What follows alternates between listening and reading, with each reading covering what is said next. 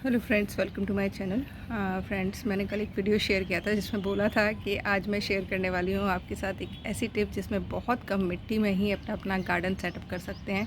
क्योंकि काफ़ी सारे लोग मुझसे ये पूछते हैं कि मैम बाकी सारी चीज़ें इजीली मिल जाती हैं लेकिन मिट्टी कहाँ से लेकर आएँ। तो देखिए 3 साल का जो मेरा पूरा टेरेस का वो रहा है काम, उसमें मैंने मिट्टी बनाने पे ही काम किया है। और शायद आप अगर मेरे शुरुआत से वीडियो देख रहे हैं तो मैं यही कह रही हूँ कि अमृत मिट्टी बना लीजिए, बाकी सारी चीज़ें अपने आप मैनेज हो जाएंगी। अब अमृत मिट्टी बनाते कैसे हैं, तो वही एक कॉन्सेप्ट, तेरा तुझको अर्पण। जो मिट्टी से मिलता है अपने को फल फूल सब्जी के रूप में, उसको आपको एज इट इज़ वापस दे देना है, पत्ता हो जो भी चीज़ है, और फिर आपकी अच्छी मिट्टी तैयार हो जाएगी। शुरुआत में अलग से कंपोस्ट बनाती थी, उसमें लगा कि उसमें प्रोसेस थोड़ा लंबा हो जाता है और कंटेनर या जगह बहुत चाहिए होती है। सेकंड 3 स्टेप करते करते आज फाइनल एक स्टेप मैंने फॉलो करना शुरू किया है और पिछले 1.5-2 साल से कर रही हूँ। रिज़ल्ट्स बहुत अच्छे हैं। बता दे रही हूँ किस तरीके से करना है शॉर्ट में। समझ ना आए तो प्लीज़ कमेंट बॉक्स में पूछ लीजिएगा। वैसे मैं बहुत क्लियर तरीके से बता देती हूँ, तो बस मैं प्रोसेस बता देती हूँ कि क्या करना है। अब देखिए, अभी तो मैं ये वाला प्रोसेस जो है इस प्लास्टिक के कंटेनर में कर रही हूँ। अगर आपके पास कोई पॉली बैग है, लाइक इस तरीके का आटे का बैग, उसमें भी आप कर सकते हैं। तीन चार होल नीचे करने हैं और 3-4 होल साइड में करने हैं। सेम प्रोसीजर का मेरा एक वीडियो है, मैं आपके साथ लिंक शेयर कर दूंगी, वो देख लीजिएगा। मैं डायरेक्ट पॉट फिलिंग करती हूँ, उसके बाद में पौधे लगाती हूँ। अब देखिए, जब आप ये प्लास्टिक के कंटेनर लेकर आते हैं ना, तो इस तरीके के डिज़ाइन वाले भी कई आते हैं। एक तो प्लेन आते हैं, प्लेन में तो आप इजीली होल कर लीजिए, उसमें पानी रुकने का कोई वो नहीं रहता है। लेकिन इसमें आप देख पा रहे होंगे एक भी होल नहीं आया था, तो मैंने चारों कॉर्नर्स में इसमें होल किए, बीच में यहाँ पर होल किया। इन दोनों में मैंने नहीं किए हैं, जिससे कि पानी थोड़ा सा रहे पॉट में।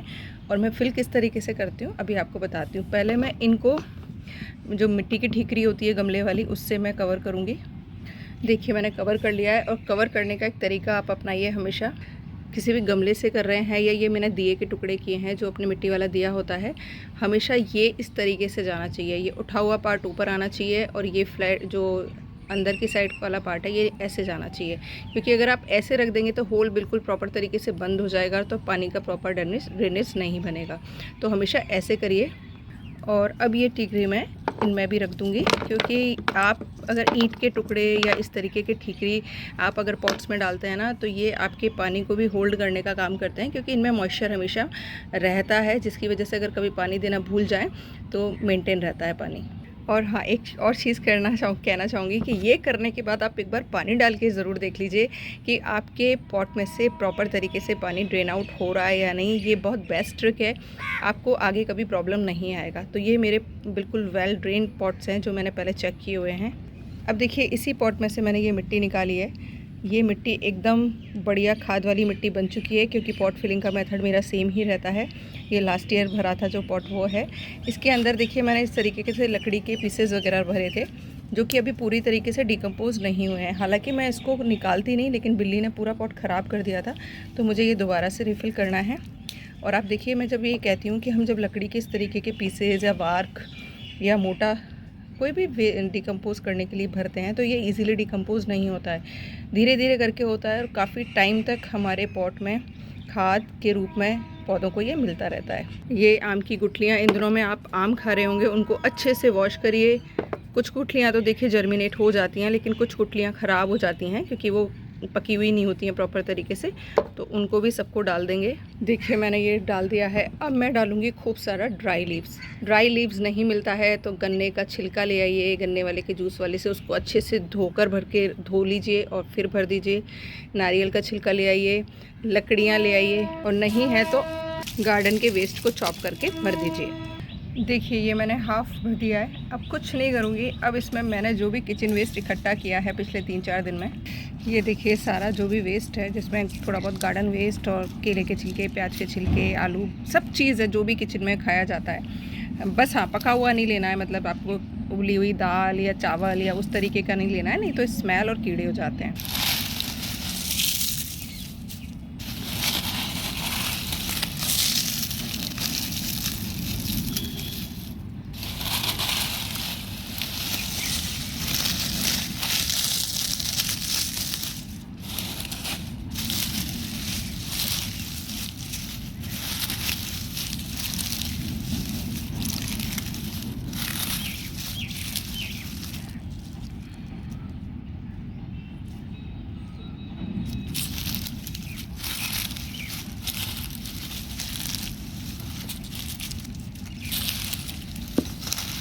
इस तरीके से आप मिक्स करिएगा और कंटेनर में भर दीजिएगा। और एक चीज़ और क्लियर कर देना चाहूँगी कि आप जब भी ये चीज़ें मिक्स कर रहे हैं तो इसमें 3:1 का रेशियो रखिएगा। 3 पार्ट ड्राई का और 1 पार्ट वेट का, यानी कि गीला कचरा जो ले रहे हैं 1 पार्ट और 3 पार्ट सूखा जो भी मिक्स कर रहे हैं। नहीं तो आपका प्रॉपर तरीके से जो कंटेनर में खाद का प्रोसेस होगा वो नहीं होगा। CN रेशियो प्रॉपर होना चाहिए, तभी आपकी एकदम फटाफट से खाद बनती है और अच्छी खाद बनती है। तो मैंने आपको पता है ड्राई लीव्स लिए हैं, मेरे को ईज़िली अवेलेबल हैं। जितनी ज़्यादा वैरायटी का पत्ता उतनी ही आपकी अच्छी कंटेनर में मिट्टी तैयार होगी और सारा किचन वेस्ट। काफ़ी सारे लोग मुझे बोलते हैं कि मैम आप ग्लव्स यूज़ नहीं करती हैं, आपके नील्स पड़े हुए रहते हैं, तो कोई रिस्क तो नहीं है। अब एक पतली सी लेयर में लगा दूँगी लीव्स की। हाँ नुकसान देखिए इसलिए नहीं होता है कि एक तो नेल्स बहुत ज़्यादा बड़े नहीं रखती हूँ, वो हो जाते हैं कभी कभार, फिर मैं काटती रहती हूँ। दूसरा, मैं सबसे पहले जब गार्डन से जाती हूँ तो अच्छे से हैंड वॉश कर लेती हूँ। और मुझे लगता है अगर आपकी मिट्टी में केमिकल नहीं है तो मिट्टी से पवित्र कुछ भी नहीं है। आपको पुराने टाइम का अगर याद होगा तो हमारे यहाँ हाथ भी, हर तरीके के हाथ भी मिट्टी से साफ़ किए जाते थे। तो मिट्टी से ज़्यादा पवित्र कुछ नहीं है और मर के भी मिट्टी में ही मिलना है। तो हमारे शरीर को आदत है अच्छी मिट्टी की, तो कोई भी नुकसान नहीं होगा। और मुझे लगता है कि मैं अपने पौधों के लिए भोजन बना रही हूँ तो मुझे एक पॉजिटिव फील के साथ बनाना चाहिए, और एक हाथों की जो एनर्जी होती है ना, वो फील होनी चाहिए खाना बनते टाइम, इसलिए मैं ऐसा करती हूँ। और देखिए, जिनको एलर्जी रहती है बहुत ज़्यादा, जो लोग मिट्टी में हाथ डालने से घबराते हैं या जिन्होंने कभी नहीं डाला हो तो उनको प्रॉब्लम हो सकती है, तो वो प्लीज़ ध्यान रखिएगा। मैं बचपन से ऐसे ही करती आई हूँ तो मुझे ज़रूरत नहीं होती है। और यहाँ पर उदाहरण दे देती हूँ किसान भाइयों का। कौन किसान को आपने मिट्टी में काम करते टाइम ग्लव्स पहनते हुए देखा है? तो बस उनसे इंस्पिरेशन लीजिए, कुछ नहीं होता है। देखिए ये पूरा तैयार हो गया है। अब ये जो बची हुई मिट्टी है ना, इसमें मैं कुछ नहीं करने वाली हूँ। ये एकदम परफेक्ट मिट्टी है, खाद मिली हुई। अब इसमें मैं थोड़ी सी मिलाऊंगी राख, थोड़ी सी मिलाऊंगी हल्दी और थोड़ा सा मिलाऊंगी नीम खली, और इसको मैं पूरा इस पर भर दूंगी। भरने के बाद अच्छे से इसमें पानी डाल दूंगी और ये मेरा 20 से 25 दिन बाद कंटेनर तैयार हो जाएगा नया पौधा लगाने के लिए। और इसके बाद 1 साल तक मुझे कोई भी सॉलिड खाद देने की ज़रूरत नहीं पड़ेगी। आपको पता है इसी तरीके से मेरे सारे कंटेनर तैयार होते हैं और ग्रोथ आप देखते ही हैं। लिक्विड फर्टिलाइज़र हम दिया करेंगे जैसे आप देते आते हैं, मेरे देखते ही हैं वीडियोस। और ये मेथड उनके लिए बहुत अच्छा है जिनके पास कंपोस्ट बनाने के लिए जगह नहीं है। और हाँ, अगर गाय के गोबर के उपले मिल जाते हैं तो थोड़े बहुत वो भी मिक्स करके डाल सकते हैं, आपकी खाद और रिच हो जाएगी।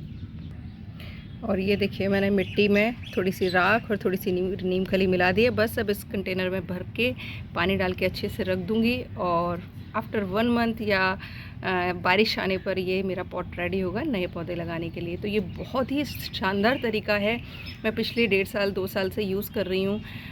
बहुत ही अच्छे से पौधे उगते हैं और ग्रोथ अमेजिंग होती है। तो एक बार ट्राई करिएगा मेरे कहने से। एंड अभी रिपोर्टिंग का काम मत करिएगा, तेज़ गर्मी पड़ रही है, थोड़ा सा पेशेंस के साथ बारिश का इंतज़ार करिए, उसके बाद करिएगा। एंड आई होप आपको सारा कुछ क्लियर होगा। क्लियर है तो कर लीजिएगा। Thank you for watching.